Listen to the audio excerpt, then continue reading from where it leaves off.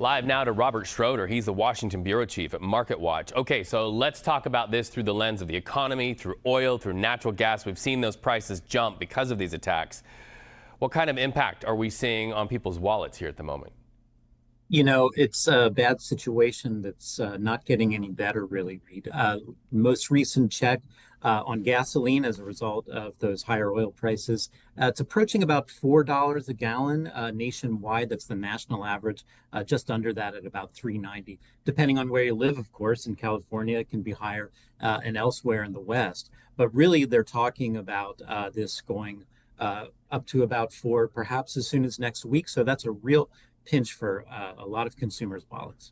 What about the relief from releasing oil reserves, or talk about, at least in the temporary, lifting sanctions? When could people start to feel some relief from that? Yeah, the U.S. Just this morning, the U.S. Treasury Secretary Scott Bessent said that the U.S. may once again release some oil from its Strategic Petroleum Reserve to get more supply on the market and thus prices down a little bit.